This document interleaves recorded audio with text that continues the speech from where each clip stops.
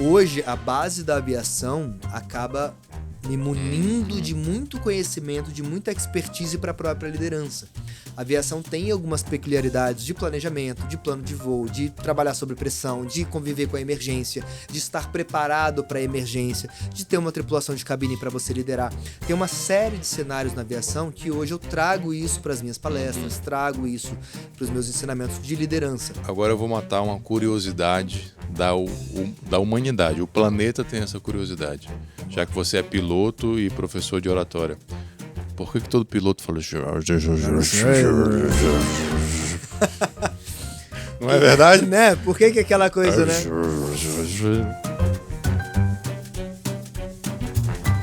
Olá, meus queridos e minhas queridas, eu sou Saulo Miquiles, esse é o Rainmakers, o podcast onde você aprende com histórias inspiradoras de quem já fez chover. E hoje eu estou aqui com o Ricardo Restel, ele que é treinador de empresários, já passaram mais de 50 mil pessoas nos treinamentos deles, e ele está aqui com a gente para contar a história dele, o que ele faz, principalmente na área de oratória para líderes, e você vai aprender com as histórias do Ricardo, que está aqui, vai abrir o jogo, a caixa de ferramentas, para você que é empresário, para você que é líder, como utilizar as técnicas de oratória para a sua liderança. Obrigado, meu irmão. Valeu, Saulo. Obrigado pelo convite. Alegria estar aqui, bater esse papo com a turma, falando um pouquinho sobre liderança, sobre oratória e sobre empreendedorismo, claro. Com certeza. Eu que agradeço, meu irmão. Me diga aí, quem é Ricardo Restel? Vamos lá, eu sou casado com a Susan, pai do Rafa, um apaixonado por liderança. Amo demais essa competência que ainda não é tão valorizada no Brasil. A gente ainda não tem total consciência do impacto da liderança nos nossos negócios e na nossa sociedade. Então tenho essa chama no coração de formar líderes, de desenvolver pessoas para que entendam da verdadeira liderança e usando, claro, a comunicação como uma ferramenta importante desse processo. Então tenho me dedicado nesses últimos anos a principalmente formar líderes, desenvolver líderes que servem, que agregam valor na vida das pessoas e principalmente utilizando da comunicação para multiplicar os seus resultados. E como é que tu chegou nisso? Rapaz, a minha formação base é em ciências aeronáuticas, então sou piloto de avião por formação, comecei esse trabalho, me especializei na área de segurança de voo, trabalhei na Latam, trabalhei na American Airlines, depois fui para a Embaixada Americana, trabalhar também na área de combate à fraude, ligado mais à área de segurança dentro da seção consular. Acabei saindo dali, indo para uma distribuidora de material hospitalar, assumi a direção dessa empresa. E por que eu me permiti ir para esse outro lado? Por entender que piloto não tem uma vida familiar muito em dia. Então você tinha aquele sonho de ser piloto, mas na hora que chegou, viu a realidade. Exato, eu fui repensando isso e comecei a me afastar um pouco da ideia do voo. Já estava casado? Já estava casado, casei novo, casei com 23 anos. Bom. E aí comecei a mudar esse foco. E durante esse tempo meu de formação, de faculdade, depois na TAM ainda, né, fiz MBA em gestão de pessoas, fui me aprofundando e a prática da liderança começou a me dar muito resultado. Eu fui promovido muito rápido na TAM, depois a American Airlines comprou meu passe, depois a TAM comprou de volta, voltei para ainda TAM como coordenador na área de segurança, né, como supervisor na área de security, que é uma área da segurança de voo. Na aviação a gente tem o safety, que cuida, vamos dizer assim, para o avião não cair. E a gente tem o security, que é quem cuida contra tráfico de pessoas, tráfico de drogas, antiterrorismo. Então, existe esse trabalho. Então, eu acabei indo para essa área. Enquanto eu estudava muito liderança, eu fui percebendo, Saulo, o impacto que isso gera. As minhas promoções aconteceram de forma muito rápida e o resultado das equipes que eu pegava para trabalhar eram sempre muito promissores, muito rápidos. Quem que foi o primeiro cara, livro ou artigo sobre liderança que você leu, que você falou assim... John Maxwell. As 21 irrefutáveis leis da liderança. Esse conteúdo marcou minha vida absurdamente. Eu fui fazer gestão de pessoas na Fundação Getúlio Vargas, por gostar do tema, mas não estudava a fundo, fui atrás do MBA justamente por causa disso. Eu tive uma professora de ética chamada Paulette, doutora Paulette. Doutora Paulette era uma grande executiva do Banco do Brasil, que se aposentou e depois começou a se dedicar somente à educação e era professora da FGV. E ela me presenteou com esse livro. Eu li esse livro, cheguei para minha gerência na TAM na época, falei aqui, eu posso ensinar isso aqui durante o briefing, antes da operação, que a gente chama, você tem 10, 15 minutinhos de briefing ali sobre o que está acontecendo, que voo que está atrasado, que voo que vai cancelar, que voo que está em overbooking, você tem essa preparação. Eu cheguei para a gerência e falei, eu posso começar a ensinar esse negócio aqui?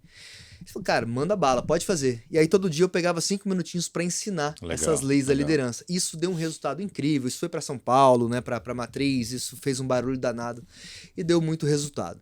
Então eu percebi essa mudança. E quando eu tomei a decisão de não trabalhar mais como piloto, que eu falei, poxa, não quero mais essa vida por causa da relação familiar que ficaria prejudicada, falei, pô, beleza, eu vou fazer o quê? Agora que eu decidi que eu não vou ser piloto. Você decidiu o que não ia ser, mas o que ia ser... Perdido. Ficou o vácuo. E isso demorou anos, cara. Não é uma busca, quando você pergunta, poxa, o que eu quero, o que eu tenho de propósito de vida? Não é uma busca fácil. Mas a gente tem que ir analisando as coisas que acontecem na nossa vida, o que vai marcando.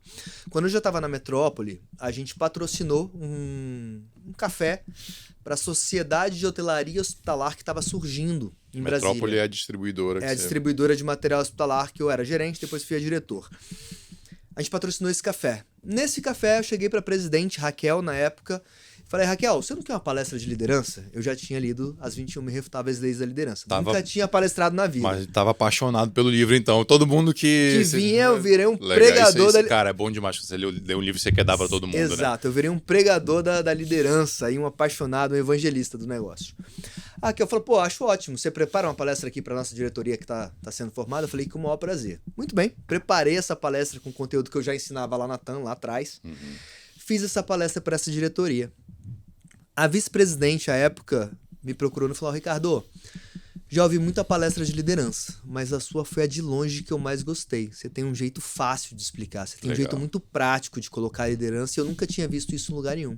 Isso ficou guardado. Guardei isso, passou-se o tempo e eu fiquei naquilo ali. Poxa, o que eu vou ser? Não quero ser diretor de empresa hospitalar pro resto da minha vida, legal, tenho um salário bacana, já estava num cargo executivo, mas não quero isso pro resto da minha vida.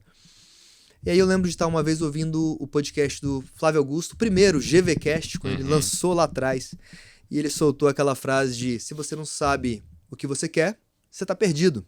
Por mais óbvio que essa frase seja, naquele dia que eu tava ouvindo, eu não esqueço, eu tava malhando na hora do almoço, ali na 716 Norte, aquela frase caiu com uma pancada ali em cima de mim, eu falei, tá aí. Não quero ser diretor de empresa hospitalar, de distribuidora de material hospitalar pro resto da vida. Vou ser o quê?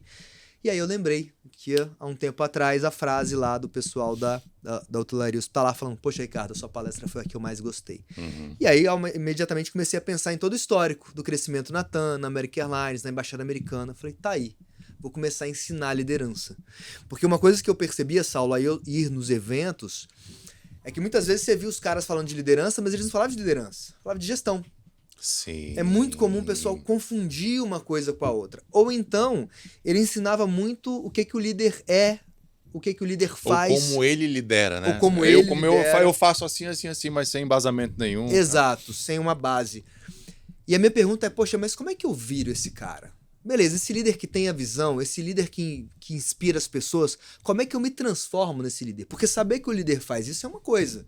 Outra coisa é como é que eu viro esse cara que consegue esse resultado. Como é que eu viro esse cara? Poxa, tem uma pesquisa da BEM, que eu achei interessantíssima, que ela mostra que equipes inspiradas produzem o dobro de equipes satisfeitas. Olha, repara que é equipe satisfeita. Não estou falando de equipe insatisfeita. Ou seja, a boa liderança dá um salto de produtividade na equipe. Eu falei, pô, legal, como é que eu viro esse cara? E aí eu fui estudar muito mais, fui me aprofundar muito mais. E aí, mais uma vez, conteúdo do John Maxwell. Falei, tá aí, eu quero me formar na escola desse cara. E ele tinha uma empresa chamada The John Maxwell Team. Na época, inviável para mim fazer essa formação nos Estados Unidos, fui fazer empréstimo, me endividei para ir fazer essa formação, meti as caras, fui para os Estados Unidos. Só te interromper assim. É interessante isso na trajetória do empreendedor, das pessoas como um todo, eu acho. A gente fica muito em dúvida sobre o que quer fazer, essa história de propósito, que tal, etc. Não sei, tô perdido e tal. Mas também quando acha, toma empréstimo, vai, mete a cara, arrisca, porque aí parece que, meu irmão, vem um fogo, né? É isso. É exatamente isso, Saulo. Peguei dinheiro emprestado, fui para os Estados Unidos, fiz a formação do John Maxwell, graças a Deus tinha tido essa jornada aí na Embaixada dos Estados Unidos que me deu um inglês fluente. Fui para lá, fiz a formação, voltei e eu nunca vou esquecer. Eu voltei, chamei o pessoal da Sociedade de Hotelaria Hospitalar, que era quem tinha me inspirado. Falei, pessoal, eu tô trazendo um curso agora dos Estados Unidos e eu queria que vocês fizessem esse curso. Eu não vou cobrar nada, eu quero só validar esse curso com vocês. Vocês topam? E aí muitos toparam, chamaram mais alguns líderes para participar. E eu comecei a ensinar esse curso que seria As 15 Leis do Crescimento. Era um curso, na verdade, de autoliderança do John Maxwell. Porque eu voltei de lá habilitado a entregar alguns currículos da metodologia do John. E é o que eu comecei a fazer aí. E eu nunca vou esquecer. Eu saí do primeiro dia, do primeiro encontro. Cheguei em casa. Encontrei minha esposa. Falei, nega, se eu ganhasse na loteria, eu faria esse negócio pro resto da vida. Eu encontrei agora um negócio que eu faria de graça pro resto da minha vida. Essa pergunta, eu aprendi isso com Homero Reis, que foi o nosso episódio anterior, né? O antepenúltimo, a gente vai deixar na descrição aqui. A pergunta matadora é: o que você faria se dinheiro não fosse um problema? Cara, sendo essa pergunta, né, do que você faria se dinheiro não fosse o problema, eu acredito que é uma pergunta que a gente tem que estar sempre se fazendo. Porque ela realmente muda a nossa perspectiva, muda a nossa visão. O pessoal se debate muito na questão do propósito, mas precisa entender primeiro que você gosta de fazer o que você é bom fazendo. E isso é uma clareza também que às vezes as pessoas confundem. Só gostar de uma determinada área pode ser uma ótima opção de hobby. Não quer dizer que você tem que fazer a sua vida em cima daquilo. Ah, eu amo cantar. Pô, mas eu canto mal pra caramba, tenho uma voz de taquara rachada. Amigo, não é pra você. Não vai. Então não pode entrar nessa ilusão que tem muita gente que prega. Não, se você quer muito, você vai conseguir. Se é o seu sonho, você vai conseguir. Calma lá. Você precisa alinhar aquilo que você gosta, aquilo que você ama, que tem paixão, com aquilo que você tem facilidade para desenvolver competência naquilo. O Ikigai mostra muito isso, não sei se você já se conhece. O Ikigai, ele de uma outra maneira, que é uma filosofia lá japonesa, ele vai falar exatamente isso que você está falando e ele vai acrescentar.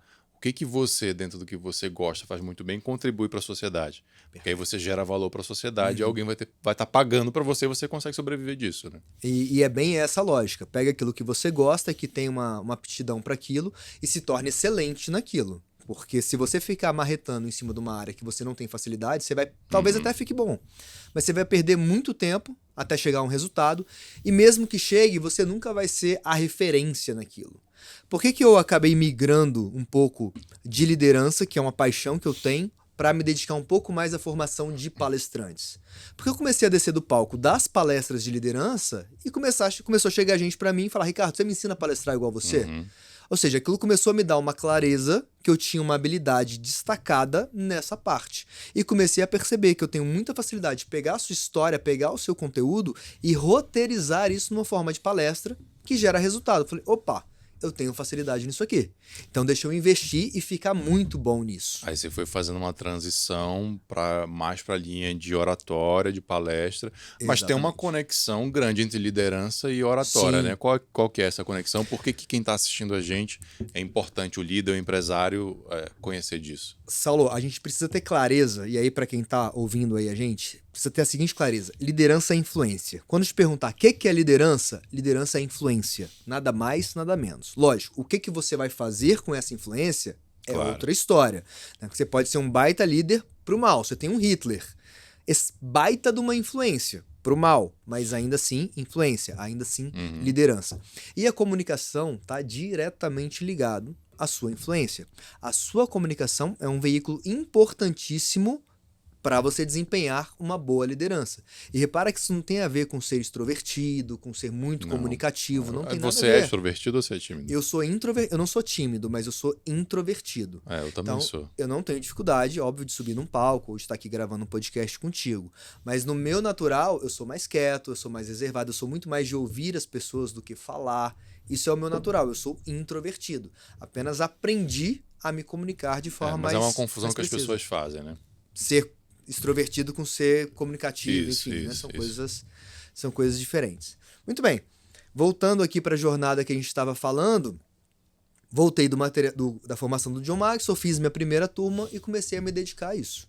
A dar os treinamentos, na época chamava de Mastermind, depois gerou um atrito aí que não podia mais chamar de Mastermind, a gente foi chamar de mentoria, fizemos esse desenvolvimento e junto com isso as palestras. E aos poucos a gente vai construindo nome, rede social, palestra aqui, um treinamento ali, o resultado vai chegando, os testemunhos vão vindo, isso vai criando corpo. E já são 10 anos, quase 10 anos, 9 anos aí nessa jornada de formar líderes e agora, mais recentemente, também me dedicando a preparar o empresário para falar em público. Legal, e foi nessa jornada aí de quase 10 anos que você já impactou mais de 50 mil líderes.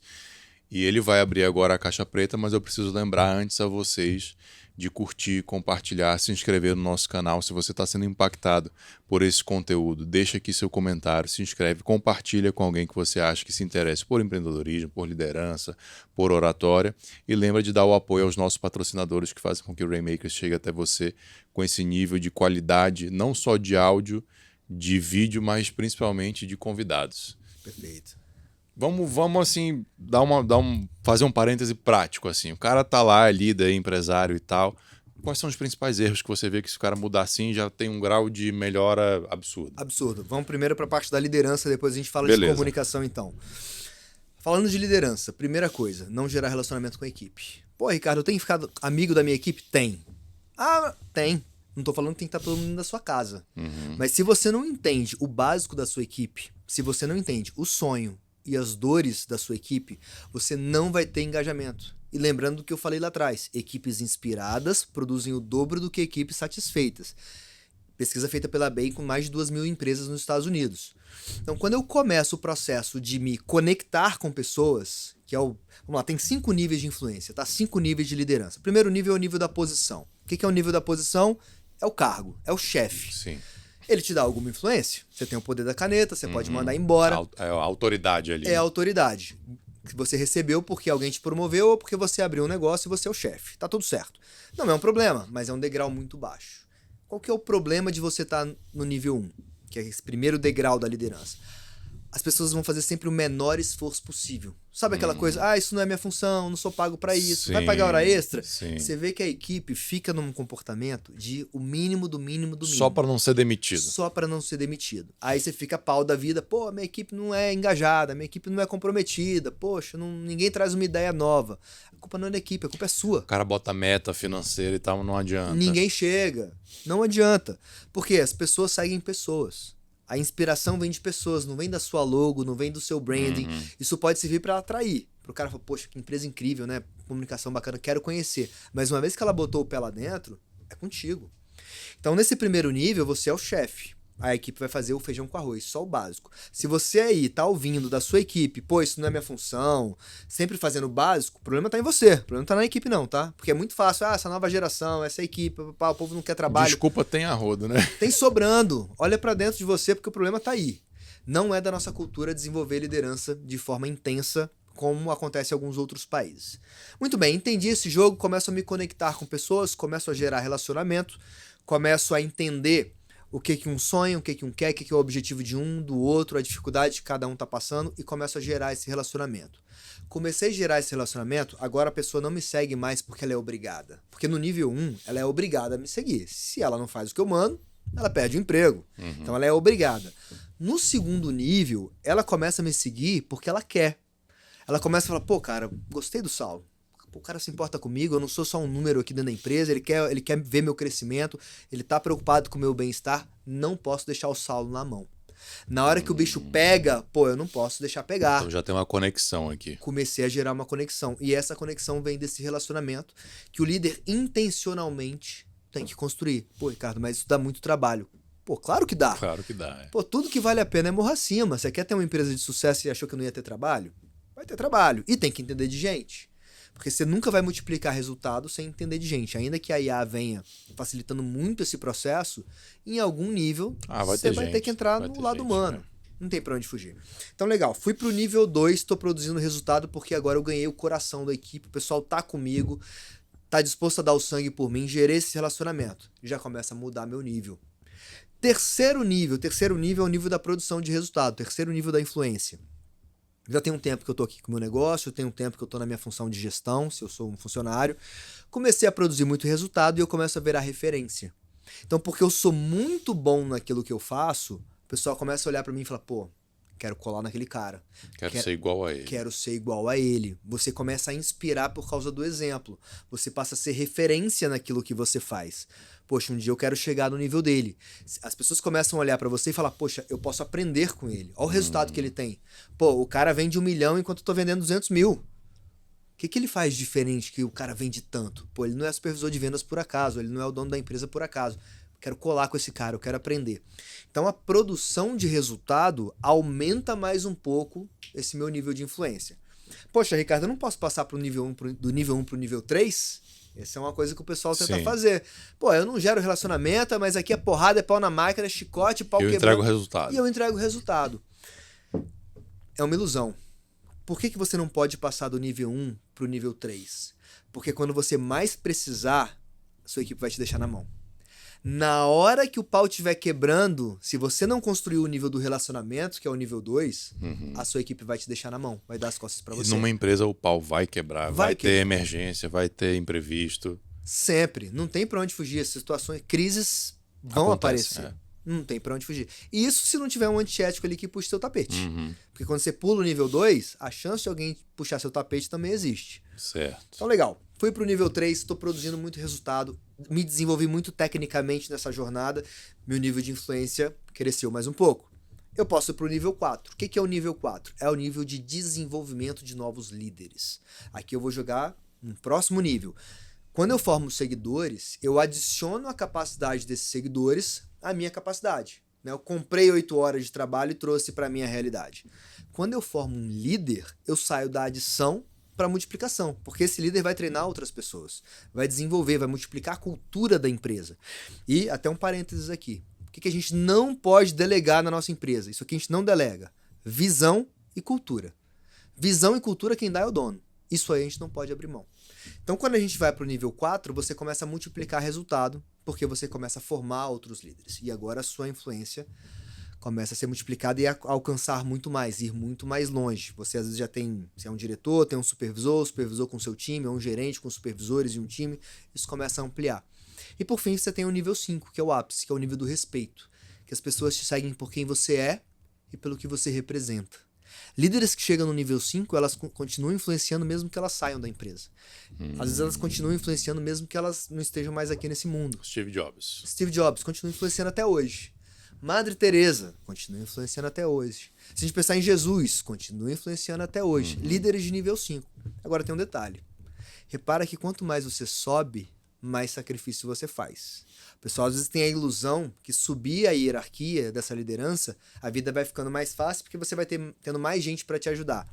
Só que maior é o nível do sacrifício também. Se a gente pega líder de nível 5, por exemplo, você pega pessoas que, às vezes, no caso de Jesus, Martin Luther King, caras que pagaram com a própria vida. Uma Madre Teresa que levou uma vida de sacrifício. Você começa a ser amado, mas começa a ser odiado também, né? Também. O próprio Steve Jobs, o Gandhi, etc. Você começa a virar vitrine para tomar pedrada também, né? Porque a sua influência vai além da fronteira da sua empresa. Às vezes eu queria te perguntar o seguinte, liderança, o lugar do líder é um lugar solitário? Não precisa ser. Não precisa ser. A gente brinca se você chegou no topo sozinho, você tá sozinho no topo, você fez alguma coisa errada no caminho. Mas não tem aquela história de que, cara, pô, eu tô aqui no topo da minha empresa, ou eu criei minha empresa, eu subi essa escada. Mas tem pepinos, decisões, angústias que elas são só minhas. Vamos lá. Existe a responsabilidade da palavra final. Isso é um fato. Né? Você é o CEO da empresa, a palavra final é sua para dizer vamos por aqui ou vamos por ali. A visão é essa, não é essa. Isso aqui eu não aceito, isso aqui eu aceito. A gente tem a empresa que a gente tolera, a gente tem a equipe que a gente tolera. Quem vai definir o que é tolerável na nossa empresa é a gente. Existe um certo grau de solidão. Mas ela não precisa ser essa solidão onde o cara tá sempre sozinho com o mundo nas costas. Quando você desenvolve a equipe da forma certa, você tá lá no topo, mas você tem, por exemplo, uma diretoria contigo, que você pode sentar, se consultar. Você tem, às vezes, um conselho de consultores, né? Um conselho administrativo, um conselho consultivo. Ou até esses grupos de networking com outros líderes, né? Com outros empresários. Perfeito. Você não precisa fazer tudo sozinho. Você pode buscar apoio. O problema é que, às vezes, o ego entra na frente. Não, eu sou o cara, eu construí isso aqui tudo. Quem sabe o que é melhor para isso aqui sou eu. E, às vezes, falta a humildade de buscar um mentor. Sim. Por mais alto que você esteja, tem alguém maior do que você, tem alguém que já chegou mais longe, que você pode sentar e falar, cara, Saulo, tô com esse desafio aqui, o que você faria no meu lugar? Poxa, Ricardo, dá pra ir por aqui, dá pra ir por ali, olha isso Essa aqui. cultura do mentor, que eu não sei quando que virou moda, ou explodiu, etc., mas imagino que seja recente, pelo menos aqui no Brasil, é muito bacana, né?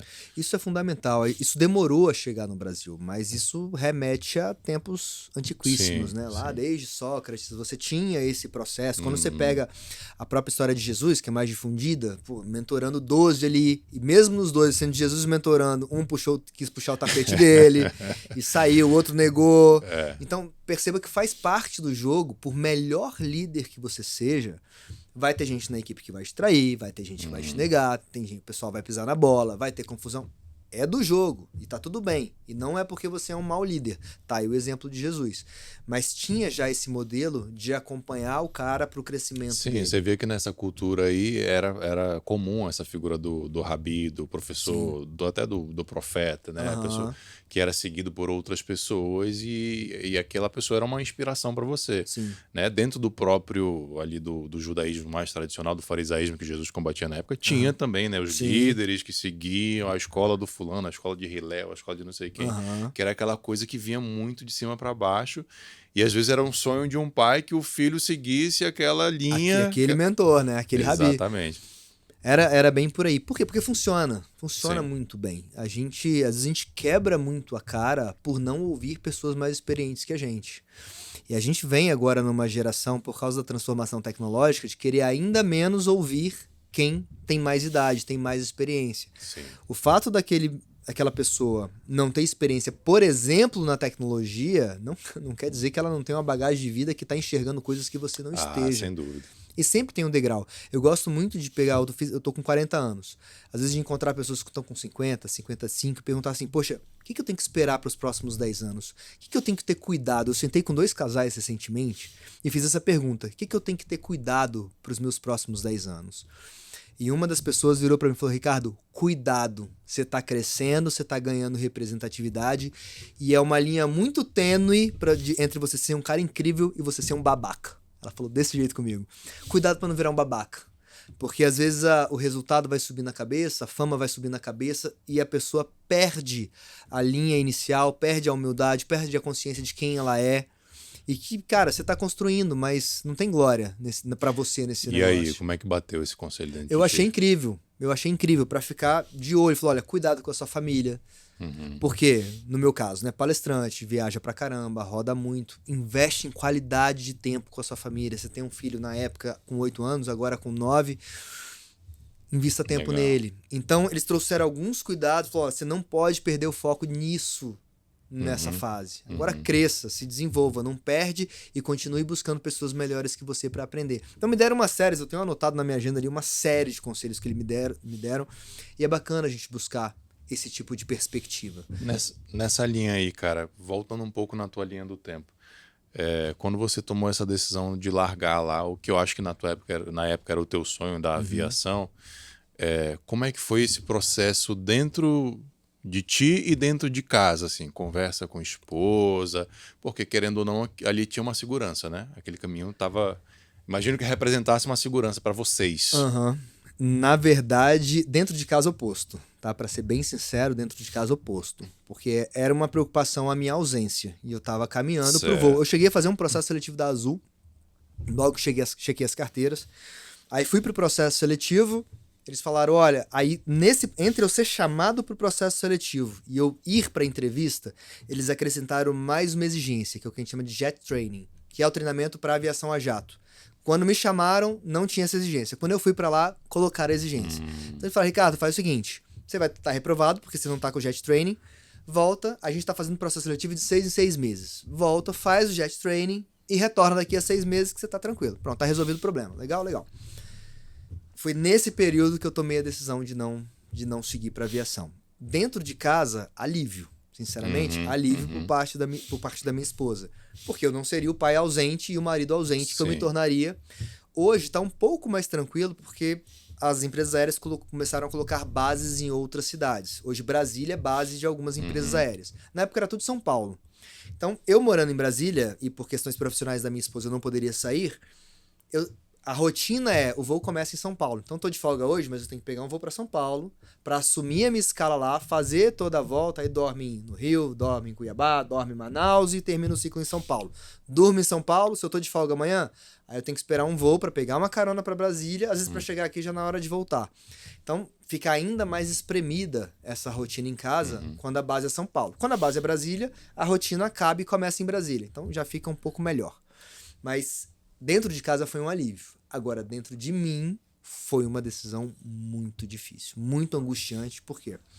Quando eu tinha 4 anos, me perguntaram o que eu queria ser quando crescer. Eu falei, eu quero ser motorista de avião. Me ensinaram que era piloto. E desde os 4 que eu falo, eu vou ser piloto de avião. Me preparei para isso. Com 17, isso aí quando crescer muda de ideia. Quando crescer, né, larga esse trem pra lá. Com 17 anos, bateu 17 anos, eu tava no aeroclube, porque a aviação você pode começar com 17, diferente de carro, né? Com 17 anos eu tava no aeroclube, comecei a fazer meu teórico de PP, de piloto privado, fiz a prova, passei, comecei minhas horas de voo.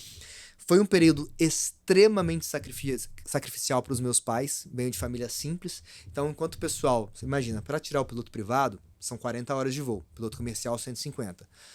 O pessoal fazia isso em 2 meses, 3 meses, 40 horas de voo. Eu fazia 1 hora de voo por mês, que era o que dava pro meu pai porque pagar. É caro, né? Muito caro, muito caro. Então eu fazia 1 hora de voo por mês. Quando deu uma acelerada, meu pai trabalha na Claro até hoje, foi quando saiu lá uma participação de lucro, ele pegou tudo que tinha, virou tudo hora de voo. Então foi um processo doloroso esse processo. Eu fui para os Estados Unidos, trabalhei em Boston, fiz um intercâmbio em Boston, trabalhei lá descarregando caminhão na neve, um frio do caramba, menos 15, menos 20 graus, fazendo descarga de caminhão. Voltei de lá com $4.000. O tempo que eu fiquei lá, eu comprei uma calça jeans usada de $5 na Salvation Army e um casaco que eu não lembro quanto que foi, porque o frio tava pegando demais. Foi só isso que eu gastei, o resto foi alimentação, tudo hora de voo. Então voltei com $4.000 no bolso, virou tudo hora de voo. Então depois de passar por isso tudo, todo esse sacrifício dos meus pais e de alguma forma meu, né, fui fazer faculdade em Belo Horizonte, saí de casa com 17 para 18 anos, fui para BH fazer faculdade. Falar, poxa, eu não vou ser piloto, como é que eu virei pros meus pais agora, depois desse sufoco todo? Falei, então, ó... Aquilo que vocês investiram sacrificaram. Tudo, não vou seguir. Então foi uma decisão muito pesada, muito emocionalmente muito difícil de ser tomada, de comunicar isso aos meus pais, ainda novo, 23, 24 anos, quando tomei essa decisão. Mas acredito ter sido acertada. Hoje, a base da aviação acaba me munindo de muito conhecimento, de muita expertise para a própria liderança. A aviação tem algumas peculiaridades de planejamento, de plano de voo, de trabalhar sob pressão, de conviver com a emergência, de estar preparado para a emergência, de ter uma tripulação de cabine para você liderar. Tem uma série de cenários na aviação que hoje eu trago isso para as minhas palestras, trago isso para os meus ensinamentos de liderança. Então, de alguma forma, contribuiu demais. Na minha logo tem um aviãozinho lá na minha logo. Então tem toda faz parte da tua história. Faz parte da minha identidade. Da tua identidade. Quase hoje. Se você entrar lá na ANAC, tá lá. Meu registro como piloto. Mas é a primeira transição de carreira que eu vejo alguém abandonando um sonho para ir para outra coisa. Porque transição de carreira normal a pessoa, cara, não gosto do que eu tô fazendo, não aguento mais. Alguém me ajuda a ir atrás do meu propósito e fazer outra coisa. Você não. Exato. Então eu imagino que tenha sido muito conflituoso aí. Foi. Internamente. E você abandonou esse sonho ou ainda faz uns voos ali privados, pretende? Tem tempo que eu não vou, tem bastante tempo que eu não vou, mas quero voltar. Hoje, dentro da minha perspectiva de crescimento, aonde eu quero chegar na estrutura da gente ter o avião da empresa, principalmente porque a gente faz muito evento no Brasil, nos Estados Unidos, estamos levando para a Europa também, produzindo os eventos que é o One on One, que é o nosso evento de empreendedorismo. E como a gente leva esse ritmo puxado, a gente quer chegar na estatura de ter o próprio avião para dar mais tranquilidade para essa mobilidade de eventos nossos. Legal. E aí eu vou poder pilotar o jato da empresa e tá tudo certo. Pronto, aí resolveu o problema. Cara, a gente falou então do aspecto, você deu aí os 5 degraus da liderança. Vamos para a oratória agora? Bora. O que de novo, você pode dar de dica aí ou de ferramenta que um pequeno ajuste já produz um grande resultado? Perfeito, vamos lá. Vamos entender um pouquinho essa comunicação. Primeiro a gente tem que entender o porquê que isso é tão importante. Eu estava num evento, Saulo, no pessoal aqui em Brasília, e tinham, acho que foram 3 patrocinadores que patrocinaram o evento e tiveram ali 5 minutinhos para falar da empresa. E eles falaram ali da empresa deles. Eu nunca vou esquecer dessa cena. Minha esposa estava comigo nesse jantar. Ela virou para mim e falou: nossa, já sei que empresa que eu nunca vou contratar. Olha que Caramba. pesado isso. Os caras pagaram como patrocinadores, ganharam um tempinho de palco ali para falar do negócio deles e queimaram a marca deles. Então a gente, como CEO de empresa, como diretor de empresa, a gente precisa ter essa consciência. Que uma comunicação não assertiva, não adequada, mancha a nossa imagem e mancha a imagem do nosso negócio. Então, por isso é tão importante entender esse jogo da comunicação para ser mais assertivo, principalmente quando você é chamado a apresentar. Eu não faço um trabalho de oratória hoje da comunicação do dia a dia, eu faço uma preparação específica para o palco, que é a minha área de maior força. Mas quando você começa a ter um grau de sucesso na sua empresa, é comum você ser chamado, poxa, consegue dar uma palavrinha lá pra gente, conta um pouquinho da sua história, ou que seja num podcast, e o pessoal se perde nesse processo. Então, primeira coisa, para quem tá aí assistindo, tenha consciência que a sua comunicação vai impactar demais no seu negócio, vai impactar no seu branding e vai impactar na sua influência, logo na sua liderança. Por isso que é tão importante desenvolver essa competência. Partindo disso aí, a gente trabalha sempre 3 pilares quando eu vou preparar uma palestra de uma pessoa. Sempre 3 pilares que a gente precisa estar de olho. O primeiro é o pilar do conteúdo. O que você vai falar? Tem muita gente, não, já domino o meu assunto, eu vou lá e improviso. Papo de amador. Não. Todo bom palestrante, ele já ensaiou tanto aquele conteúdo que parece que ele está improvisando. Sim. E eu ensino, inclusive, a como parecer que você está improvisando no palco. Porque aí você traz a naturalidade. Eu brinco que você tem que ensaiar o seu conteúdo tanto a ponto de ele ficar mecânico, e aí você continua ensaiando a ponto de ele parecer natural. Aí até a piadinha que você faz, que foi ensaiada, passa por, acabei de lembrar disso aqui, tive essa sacada aqui agora. Não teve, foi ensaiado. Quando você vê os grandes nomes palestrando, eles fazem isso de forma muito intensa. Steve Jobs ensaiava horas e horas e horas e horas para fazer aquela apresentação quando saía um iPhone novo. Lá. Exatamente, ele ensaiava muito aquilo. Então a primeira parte é a parte do texto, a parte do estudo. Não caia na armadilha de querer improvisar. Não, chega lá, eu bato um papo. Chega lá, eu falo do que tá na minha cabeça, isso aqui eu tenho fácil na minha cabeça. Eu tive uma aluna que a gente foi para um evento, ela não tinha passado pelo processo da mentoria, eu só bati um papo com ela, porque ela ia palestrar no evento. Falei, tá, sobre o que você fala? Assim, assado, eu sinto o público, eu vejo, eu adapto o conteúdo pra... Falei, isso não vai... Você pode ser boa, mas não vai dar o máximo do seu potencial. Você vai ter espaço. A gente palestrou no mesmo evento. Ela palestrou, depois eu subi no palco e palestrei. Quando eu desci do palco, eu falei, não, peraí. Me explica essa estrutura sua, porque ela funciona de forma completamente diferente do que eu tô vendo de outros palestrantes. E aí ela começou o processo de mentoria comigo a partir daí. No segundo palco, ela deu um show. Cara, ela saiu com mais de 100 mil reais no bolso, depois que ela desceu do palco, de gente, até onde eu soube, na verdade, né? Que eu sei que ela já fechou um tanto de mentoria, eu sei o valor da mentoria dela, mas ela tinha muito mais leads. Talvez agora esse valor já tenha aumentado. Mas por quê? Porque ela colocou o conteúdo dela dentro de uma estrutura que gerou autoridade frente à audiência. Então isso vem do quê? Vem do preparo. Vem de muito ensaio. E esse preparo passa por uma estrutura da palestra. Lógico, aqui não dá porque são horas de conteúdo pra gente falar de estrutura de palestra, mas quando você tem isso bem ensaiado e dentro de uma estrutura assertiva, o seu jogo já começa a mudar completamente. Já muda, né? Completamente. Eu tava no evento aqui de Brasília do Inova Summit, não esse desse ano, do ano passado, e teve um dos grandes palestrantes que foi. Eu fui assistir a palestra dele. E ficou nítido que ele improvisou. Para mim, que sou palestrante também, que a gente começa a ter um olho mais clínico e etc, né? Ele tava meio cansadão, eu senti que ele tava meio cansadão, aí ele desceu do palco, foi ali pra plateia, só que tava nítido que ele tava improvisando.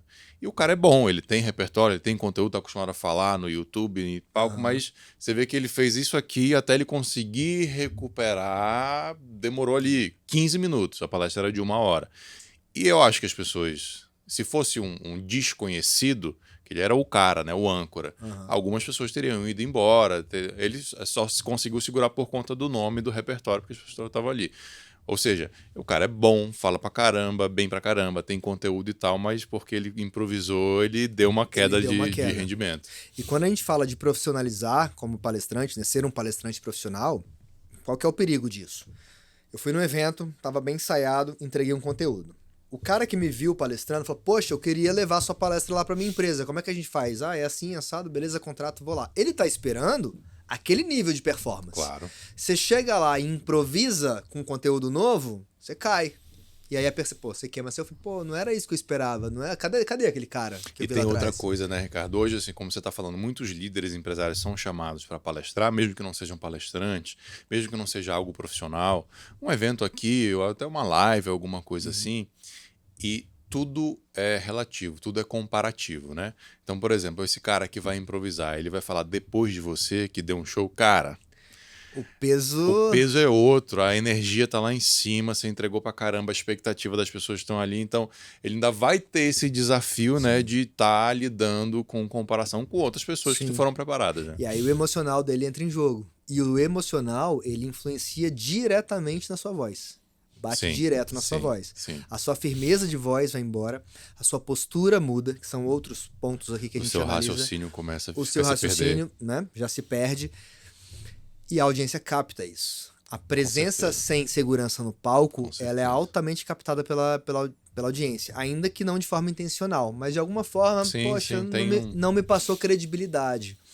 Então, eu bato muito nessa tecla. Subiu no palco, consciência de que o palco é meu. A pessoa precisa entrar grande. Tem gente que chega no palco, o cara murcha. Às vezes na frente de uma Sim. câmera é um gigante. Sobe no palco, ele apaga. E tem gente que é quietinho aqui, mas subiu no palco, Vira um leão, né? vira um gigante. Então, o nosso desafio é acertar a comunicação, primeiro é de conteúdo, depois de quê? De voz. O ajuste da voz para comunicar de forma assertiva. A energia que você entra no palco, a forma que você entra falando, vai fazer toda a diferença. Então a pessoa chega, oi gente, bom dia, é uma alegria estar aqui com vocês hoje. Acabou, irmão, o cara já foi pro celular, já perdeu. Ou coisas simples assim, né? Como encerrar uma palestra. Eu falo isso pros advogados lá do escritório. Ou qualquer apresentação, na verdade. Terminou, o cara fez um baita de um trabalho.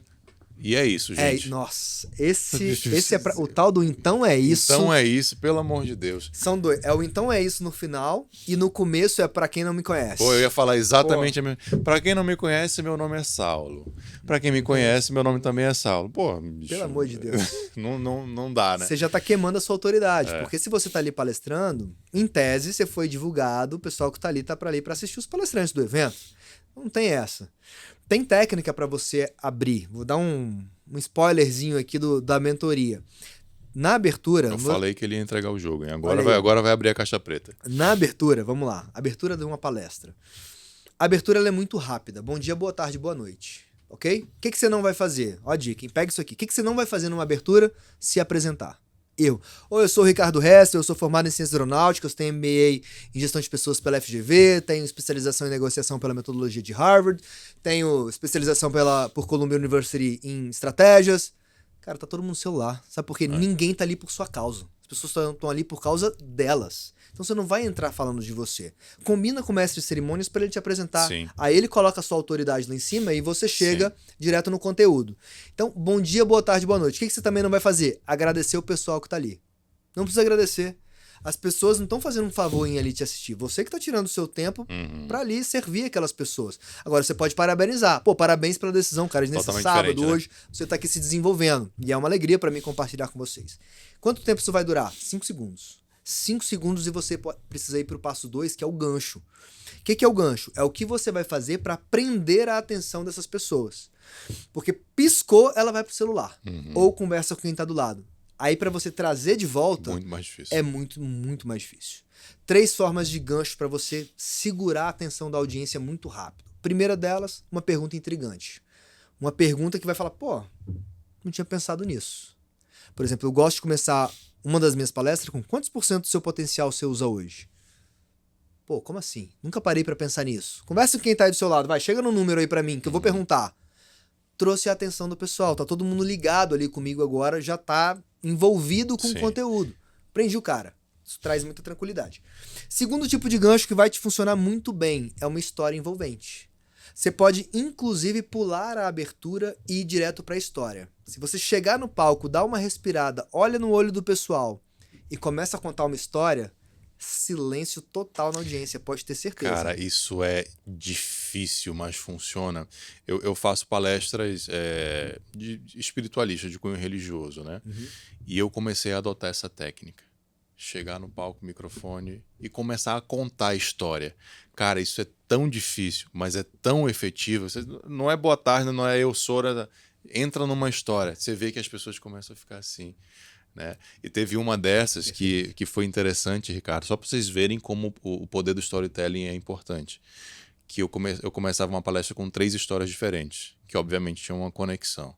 Aí, da segunda para a terceira, eu falo assim, eu prometo que essa é a última, tá? A pessoa gritou, mas estava tão bom. Muito legal isso, Muito né? legal, cara, muito legal. Você ter essa... É aquilo do Jô Soares, quando chegava no final, o pessoal fazia... né? Exatamente. A gente sonha, é o objetivo. Então, a história, a gente foi condicionado a isso, né? Era uma vez. Pronto, meu amigo. Já tá todo mundo colado contigo. E dê preferência, tem vários tipos de história. Uma que eu peço pro pessoal dar preferência são as histórias próprias. Histórias próprias, ou seja, histórias que você tá envolvido na história. Não quer dizer que você é o protagonista da história, mas que você tá envolvido naquele processo. Isso vai trazer muito mais autoridade para você, sem você precisar ficar lendo o currículo. E aqui vai um macete, pega isso aqui, hein? Isso aqui vai fazer toda a diferença na sua comunicação, vai fazer toda a diferença na sua oratória. Não queira ser o herói da sua palestra. Não queira ser o herói da sua história. Bota sempre outra pessoa para ser. Sabe por quê? As pessoas se conectam com o seu fracasso. Elas te admiram pelo seu sucesso, mas elas se conectam com o seu fracasso. Então, quando você se bota muito como herói, não, porque eu fiz, porque eu aconteci, porque eu tive tal resultado, deu tudo certo. Pô, incrível, mas eu não sou o Saulo. Pô, ele é incrível, mas quem sou eu? E não é real, né? Não traz conexão. E não traz conexão. Quando você traz o problema, quando você quebrou, quando deu problema com a equipe, ou no meu caso, eu conto de uma história lá que eu capotei um avião, eu tive um acidente aeronáutico real mesmo, eu conto isso no palco, todo mundo lembra da história do avião, porque é a hora que deu merda. É nessa hora todo mundo gruda. E mesmo na solução disso, dentro de uns exemplos, que eu trago muita figura do meu instrutor num processo lá, de uma situação de muita turbulência que ele me ajudou, eu pousei o avião na situação turbulenta. Mas quem foi o herói? Foi Marquinhos, foi meu instrutor que estava atrás de mim, me encorajando a fazer aquele pouso. Então, na palestra, não queira ser o herói. Ainda que de forma indireta, você vai mostrando. Nesse caso da turbulência, né? Marquinhos estava me ajudando, estava atrás de mim, mas segurando no meu ombro enquanto eu fazia o pouso. Aquele avião que senta um na frente e um atrás. Ele falou, Ricardo, bota o avião no chão, você tá pronto, você dá conta. Chuva caindo, turbulência, pau quebrando, e eu pouso o avião. Lógico, eu tô falando que eu pousei o avião, mas eu tô dando crédito pro meu instrutor, que me preparou, que me desenvolveu. Quando a gente faz isso na nossa palestra, a gente ganha autoridade de tabela, mas a gente gera um nível de conexão muito maior. Então, cara, funciona muito bem. Você tá me lembrando de uma palestra do Joel J, em que ele conta a época de nadador dele, da seleção brasileira e tal, e ele morre de exaltar o Gustavo Borges. É isso. Né? Ele fala assim, eu ia ganhar do cara, não sei o que, eu tava treinando e o cara não... Ele ganhou de novo. Ele era muito bom, ele era imbatível, não sei o que e tal. Você vê que ele traz o... Você vê, ele já tem a autoridade dele. Sim. Mas ele traz o conceito que ele quer ensinar ancorando no Gustavo Borges, Exato. não nele. E aí conecta para caramba. E o Joel faz isso realmente muito bem.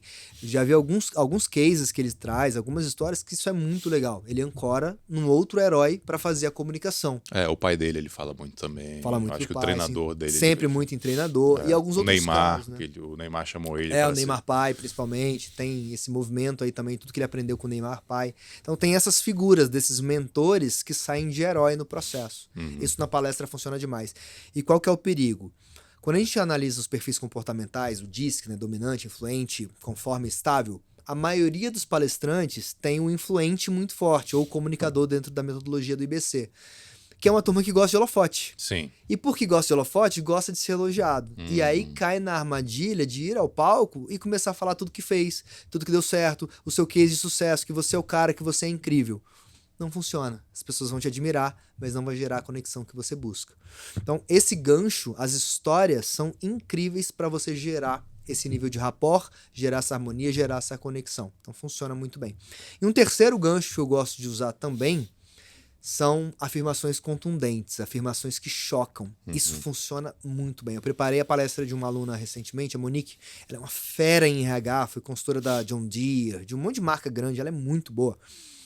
E a gente estava falando um pouco sobre as habilidades que a gente precisa desenvolver, como é que o mercado está mudando. O problema dela era que ela queria solucionar na palestra, era muito em cima da mudança de mercado. E a gente começou a palestra dela assim, olha para quem está do seu lado.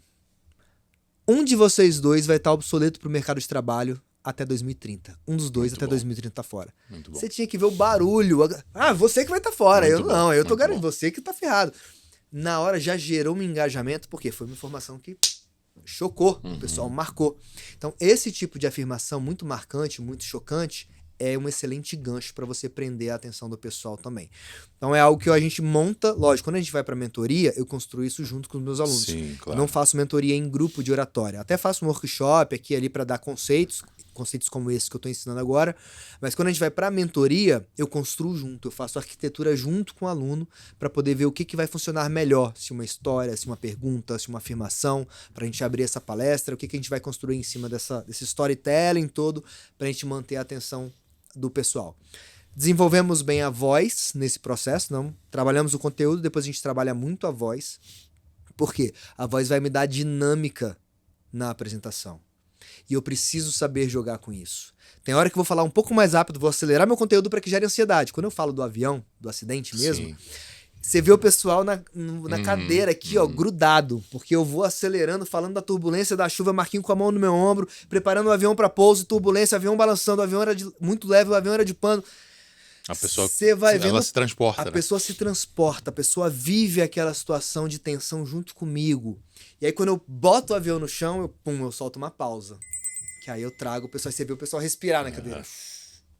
Então eu consigo gerar ansiedade, eu consigo começar a baixar meu tom de voz, falar um pouco mais devagar, trazer o pessoal para uma reflexão, levar o pessoal a olhar um pouco mais para dentro. Tudo isso eu consigo fazer com a minha voz. Ou chegar e dar um choque, dar um grito às vezes, pô, presta atenção no que você tá fazendo. E trazer a pessoa para a situação presente. Isso me ajuda a fazer o quê? Me ajuda a fazer quebras de estado emocional. Vai mais uma dica aqui para você, ó. Numa palestra, a gente tem que fazer quebra de estado emocional a cada 7 minutos no máximo. Se eu entro muito em conteúdo, e lógico o conteúdo é importantíssimo, mas se eu fico muito tempo só no conteúdo, eu mantenho o estado emocional por muito tempo e isso leva à distração. Então, a cada 7 minutos, idealmente, eu preciso trazer ou uma história, uma mudança no jeito de falar, ou um vídeo, alguma coisa que quebra o estado emocional da pessoa. E eu faço isso muito o quê? Com a voz. A voz é um instrumento para a gente fazer isso. Então, eu vou falar rápido, vou falar devagar, vou falar alto, vou falar suave, vou sussurrar. Às vezes as pessoas têm medo de falar baixo, mas quando eu sussurro, o nível de atenção aumenta. Lógico que eu não posso dar uma palestra sussurrando. Que é outro erro comum da pessoa que não é palestrante, que apenas sobe lá e dá uma aula. Que é falar da mesma forma de ponta a ponta. Todo mundo já teve aquele professor que todo mundo falava assim, esse professor dá sono. Às vezes você não consegue identificar, mas às vezes alguém identifica porque ele fala sempre na mesma tonalidade. Uma hora e meia falando do mesmo jeito, dá sono. O sono vem, não adianta. É o barulhinho de chuva ali pra gente que vai gerar uma letargia. Então, com a voz, a gente trabalha muito isso. Mais uma vez, na mentoria, o que a gente faz é que horas eu vou acelerar, que horas eu vou jogar uma pausa, que horas eu quero uma respiração. A gente constrói isso minuto a minuto na palestra e aí você vê a importância do ensaio. Sim. Porque na minha palestra de liderança, eu sei exatamente que horas que eu vou fazer cada pausa. Eu sei que horas que eu vou falar rápido. E eu sei como a plateia vai reagir, porque eu já fiz várias vezes, eu sei como a plateia vai reagir em cada situação. Deixa eu pegar esse ensinamento para fazer uma quebra agora aqui no estado emocional, para a gente lembrar você que está assistindo a gente, se está gostando desse conteúdo, deixa seu comentário aí, o que você acha que é uma palavra importante para eles comentarem? Já sei, deixa aí, é isso. Então é isso. Então é isso. Como não encerrar uma apresentação? Não é palestra. É palestra, apresentação, ligação de telefone, qualquer coisa você.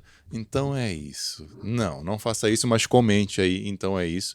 E mande esse conteúdo para quem estiver precisando entender sobre oratória e sobre empreendedorismo. Eu vou fazer uma pergunta que conecta agora liderança, oratória e empreendedorismo, para que você possa absorver esse conteúdo do Ricardo.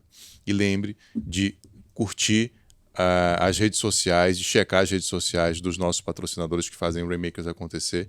Agradecimento especial para a Ad Valorem, que você que é empreendedor, que é empresário, precisa de uma contabilidade de confiança e com muito conhecimento. A gente recomenda aqui no Rainmakers a Ad Valorem, contabilidade. Liderança, oratória e o empreendedor no meio. Você acha que é importante um empreendedor ter aquele momento ali de fazer uma mini palestra no final do mês, a cada 6 meses, encerramento de ano, ou um semanal, agora tudo é em inglês, né? O daily, o weekly, o monthly, um encerramento, um motivacional. Você acha que é importante esse momento e como fazer? Vamos lá.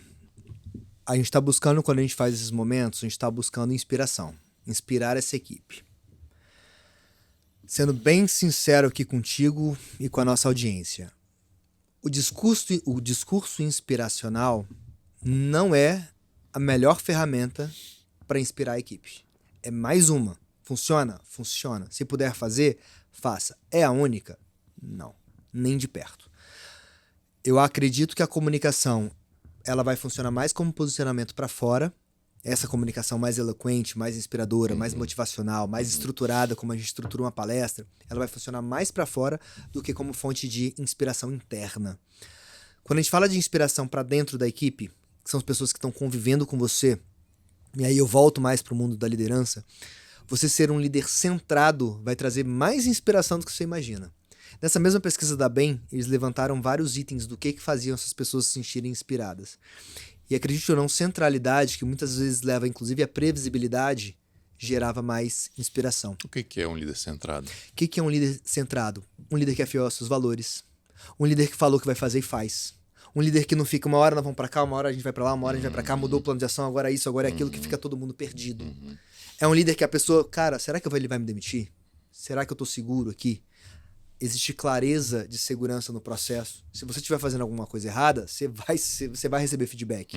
Eu vou conversar contigo. Então não fica pressupondo que eu tô te jogando indireta. Não existe indireta.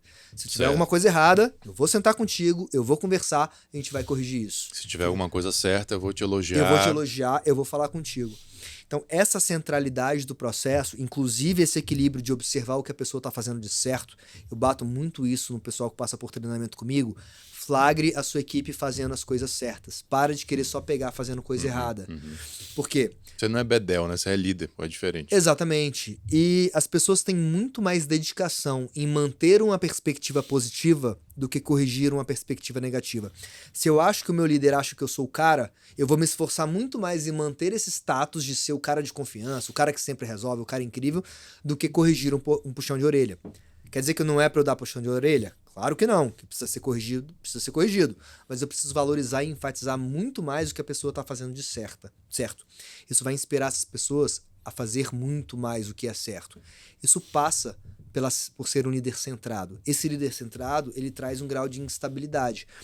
E o que acontece muitas vezes nas empresas? Se eu tô aqui e eu tô preocupado em me defender do meio que eu tô inserido, porque é um ambiente caótico, é um ambiente onde eu não tenho segurança, eu não sei o que meu líder pensa, eu gasto parte da minha energia em me proteger do meu líder. Defensiva. Se eu tô gastando energia para me proteger do meu líder, eu não tô produzindo tudo que eu poderia. Então, o que acontece? Gerar um ambiente de segurança com essa centralidade canaliza a energia do meu time para a produção de resultado. E não ficar pisando em ovos com medo do que meu líder vai pensar. Vou dar um exemplo para vocês do que o Ricardo está falando aqui, do que é um líder centrado. Jeff Bezos tem uma técnica para fazer reunião com a equipe. Ele fala o seguinte: eu sempre que entro em uma reunião, eu sou o último a falar. Por quê? Porque se eu falar primeiro, pela minha posição, a minha autoridade, eu posso influenciar a opinião das outras pessoas. Então, se a pessoa vem com a opinião A e eu falo B, enquanto eu estou falando B, ela está se justificando e falando assim, pô, ele está certo, então eu vou mudar a minha opinião. Então eu já influenciei todo mundo negativamente, eu estou tolhindo ideias. Perfeito. Então ele fala assim, o ideal de uma reunião é que vá do mais júnior crescendo até chegar em mim. Então eu sou o último para que todo mundo tenha um ambiente seguro para expressar as próprias ideias do jeito que eles pensam. Sensacional, sensacional. É incrível, né? Ricardo, para a gente começar a fechar o nosso papo aqui, você é um cara de rede social, a gente vai falar perguntar onde as pessoas te acham e tal, mas eu tenho uma pergunta aqui que é a seguinte: se mudasse a regra das redes sociais hoje, e a regra fosse assim, você só pode escolher uma pessoa para seguir, quem que você seguiria? Rapaz, excelente pergunta, hein? Acho que eu permaneceria com o John Maxwell, que foi minha maior referência em liderança, foi com quem eu comecei. O John ainda é vivo, ainda continua agregando muito valor. Ele tem uma linha de pensamento que faz muito sentido para mim. O John agora, se eu não me engano, está com 75 anos. Eu tive com ele a última vez, ele estava acho com 69 ou com 70. Tem bastante tempo da última vez que eu encontrei, pessoalmente. E às vezes as pessoas perguntam pra ele, pô, John, você não vai desacelerar, você tá batendo 70. E, pô, não vou desacelerar, vou acelerar mais, eu tô ficando sem tempo. Você tá novo, você tem tempo, você tá tranquilo. Eu não, meu tempo tá acabando, eu vou acelerar mais. Então ele não só traz essa filosofia de liderança, que é uma filosofia de agregar valor na vida das pessoas, servir pessoas, levar pessoas a patamares mais altos, para que elas, em lugares que elas não acreditavam que podiam chegar, tem essa filosofia de liderança de serviço, mas ele também tem essa filosofia de ir sempre além. Eu acho muito forte isso nele. A própria realidade, lógico, hoje ele financeiramente é muito grande, mas ele tem a seguinte lógica: todo ano eu preciso doar mais do que eu doei no ano anterior. E a única forma de eu doar mais é ganhando mais. É ganhando mais, é produzindo mais, é impactando mais vidas. Então ele traz essa filosofia de liderança que eu concordo. A metodologia de liderança, de oratória que eu ensino é o Maxwell Method of Speaking, né? Dentro da minha mentoria eu trago a metodologia que eu aprendi com o John, que é uma oratória mais conversacional, menos empompada, menos senhoras e senhores, hoje eu vou me dirigir a vossas excelências. Não tem isso. Essa pegada mais bate-papo vem dele. Então, de forma muito completa, na minha visão, desde valores, a liderança e a oratória, eu sou muito alinhado com a forma que o John ensina. Então, seria ele. Show. Estaria lá. E qual que você acha que foi o maior erro que você cometeu aí na sua carreira e pode compartilhar com a gente?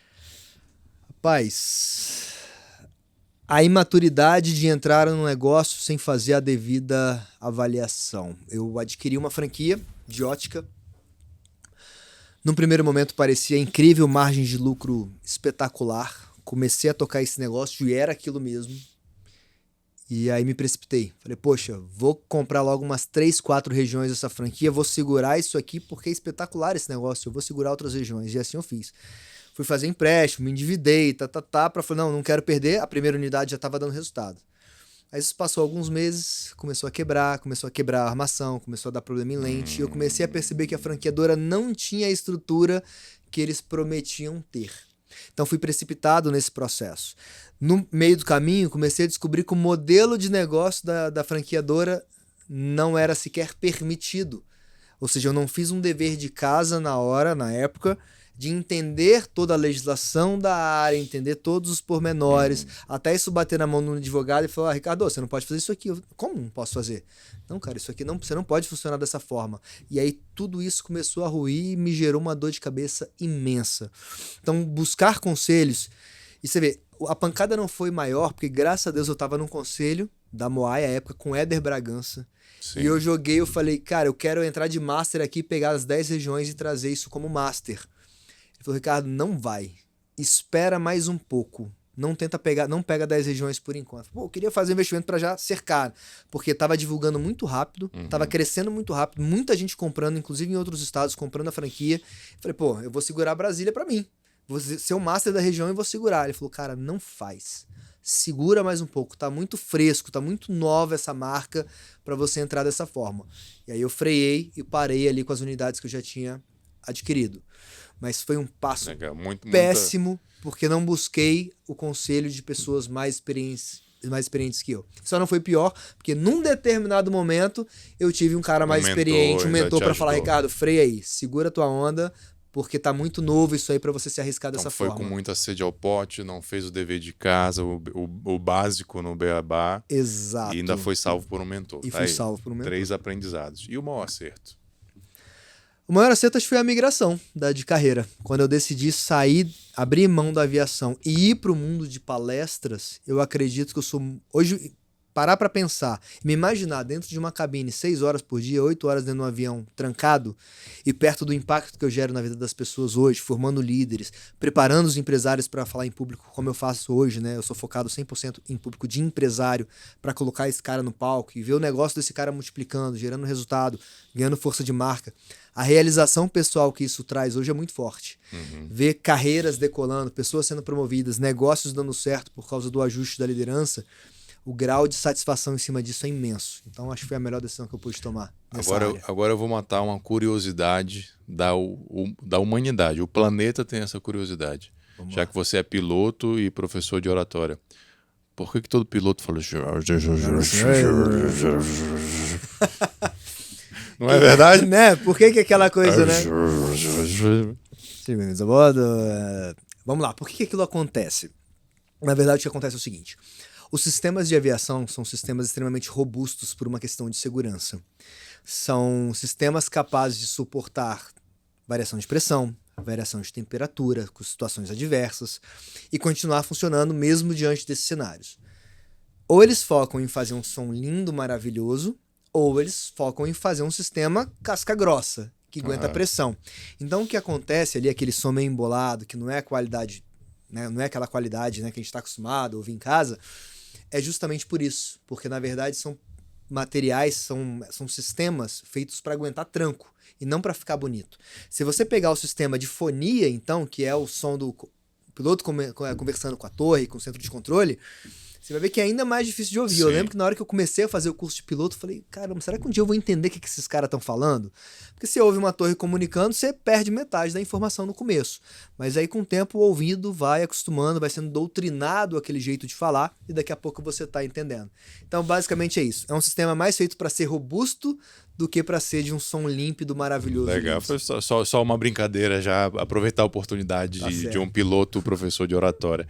Meu amigo, onde que as pessoas te acham? Vamos lá, hoje, Instagram, o jeito mais fácil de me encontrar, Instagram, @RicardoRestel. Lembrando que Restel é com 2 S's. Pode mandar mensagem lá no direct, querendo saber mais informações sobre a mentoria de oratória, onde a gente prepara empresários e leva para o palco, né? A gente tem o One on One, que é o nosso evento de empreendedorismo, a gente prepara o empresário e leva ele para palestrar nos nossos eventos, lógico, ele tendo um conteúdo de valor para isso. No meu link da bio, você vai encontrar lá a inscrição para a mentoria de oratória, a gente bate um papo fazendo sentido, a gente te leva para palestrar. Show de bola, meu amigo. Aqui seu troféu de Rainmaker. Olha aí. Você realmente é um cara que faz chover, ajuda muitos empresários. Obrigadão por estar aqui. Foi Obrigado um grande pelo prazer. Convite. E você que está aí, comenta. Posso encerrar assim? Então é isso. Então é isso. É para matar. Valeu, abraço. Até mais.